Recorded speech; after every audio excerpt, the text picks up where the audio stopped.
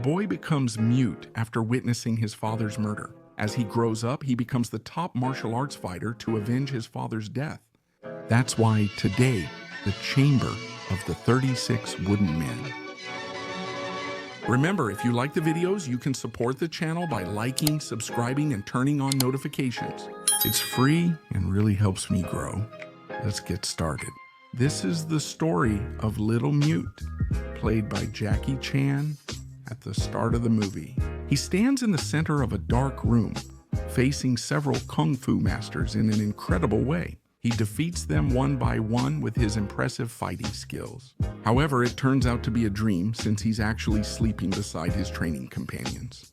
Immediately, a bell rings and we discover that they are inside the Shaolin temple, which serves as a martial arts academy. They then begin their activities. The training is tough. The temple master orders them to wear iron shoes and carry heavy water buckets up a slope to fill larger containers. Little Mudo begins the challenge enthusiastically, but quickly falls and loses all the water for this round.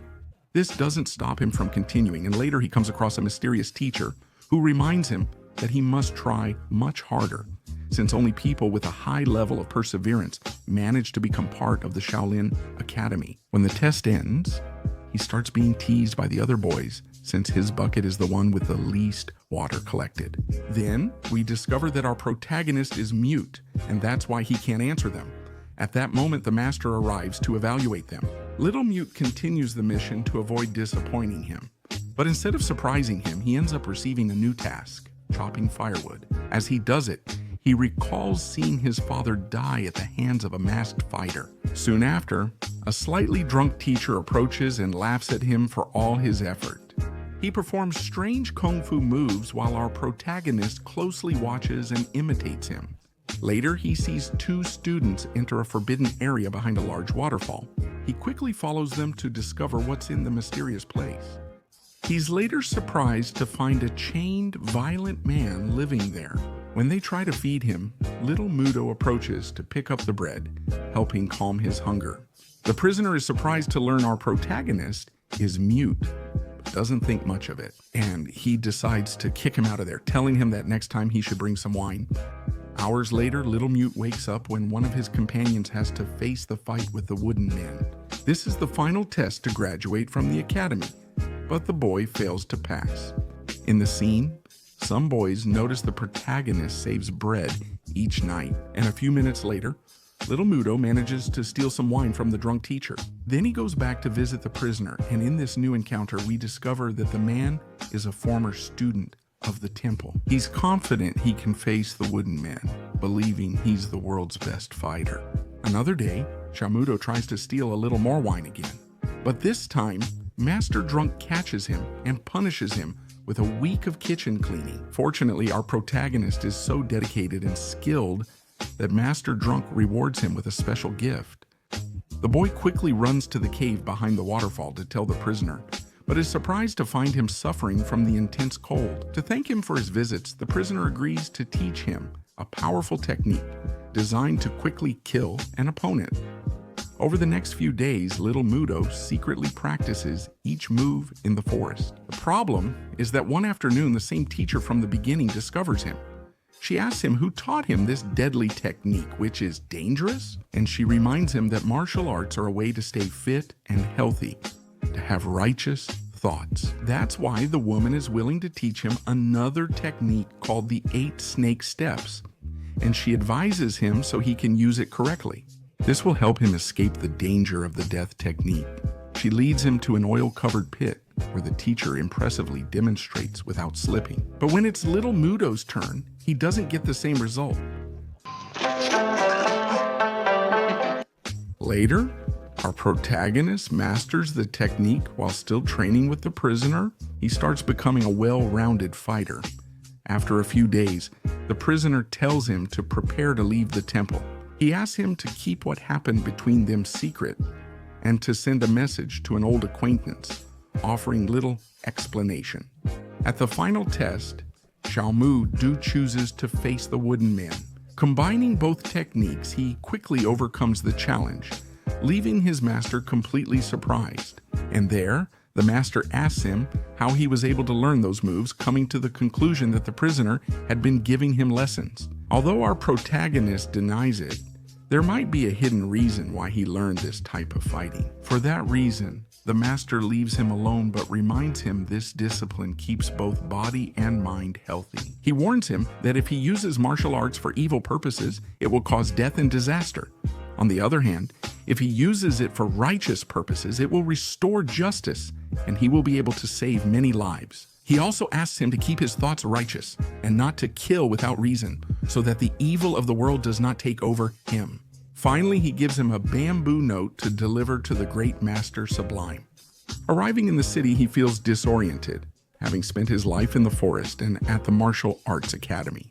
Among so many people, he meets a man who tries to help him, and realizing that he is a graduate of the Shaolin temple, invites him to his shop.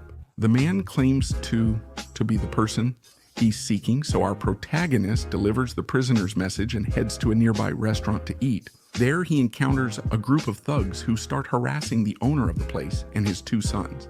The girl, named Orchid, decides to confront them, and luckily the little mute boy decides to step in to help her. He tries to mediate with the thugs, but being mute, he struggles to communicate. So he has no choice but to show off his incredible martial arts skills to take down the group. In minutes, the restaurant owner thanks him, explaining the gang belongs to the dangerous green dragons and white tigers. They always ate without paying, but with his help, they finally learned a lesson. Meanwhile, the stranger from earlier meets with Wang Cheng, who is a member of this gang, to deliver the prisoner's message, which is how they learn they'll soon meet him. The next day, the temple master finds the prisoner has escaped, and we see him running through the forest to avoid capture. He hurries back to the village to lead the gang and settle old debts from years past. Hours later, the master learns the prisoner's gang killed a whole family. He decides to make a plan to capture him again. At night, his thugs confront Orchid, who fights back but is quickly overpowered and kidnapped. Soon, her father receives a note demanding money in exchange for her freedom, and the girl's brother offers to make the exchange. Her father worries about our safety, so Little Mute offers to accompany and protect him as thanks for his hospitality. As they travel, they notice the prisoner confronting several temple teachers. The protagonist asks the boy to distract him so he can help the mentor who taught him amazing martial arts techniques. That's why the boy runs out shouting for help, drawing the teacher's attention. Meanwhile, the prisoner takes advantage of the perfect moment to escape into the forest. He meets the mute boy and, learning his friend was kidnapped by the green dragons, decides to handle it himself. So he takes them with him to the house of an unknown man where they can spend the night. At dinner, the prisoner sees a bald man nearing the house and quickly kills him, thinking he's from the temple. He's the unknown man's brother, which leads to an argument between them.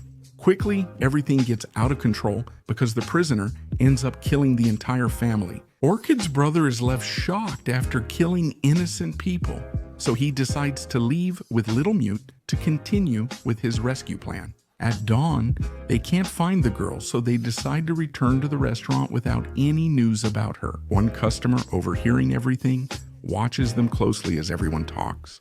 Orchid appears safe.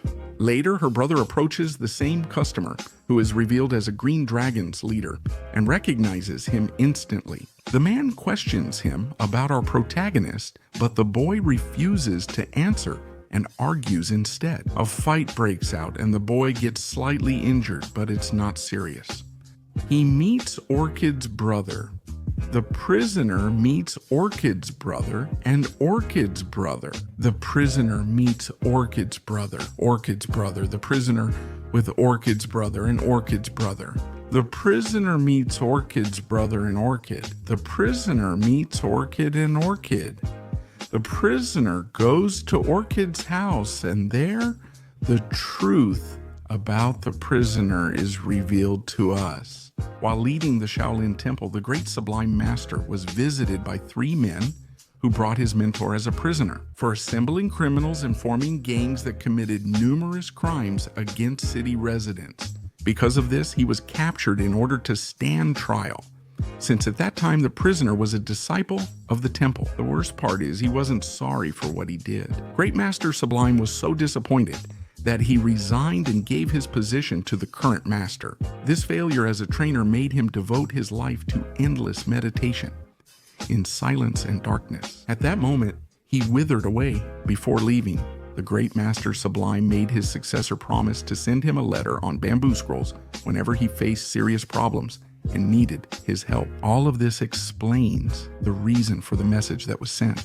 Now we see the current master arriving to tell them that. The prisoner has developed a new fighting technique called Lion's Roar, which he used to escape, and so far he has killed more than 50. Upon hearing this, Master Sublime admits he is dying and offers them his book of wisdom. So our protagonist, being strong and capable, can learn the most powerful techniques. A new challenge begins for little Mudo, showing him carrying a huge rock on his back for a long time. Several hours later, a teacher informs them the prisoner plans to attack the temple, so it's time to confront him. On the same day, Shaolin temple members meet Mr. Min, who reveals the student's killer has been free for 10 years and is the protagonist's father. Right then, the prisoner appears, ready to fight him hand to hand.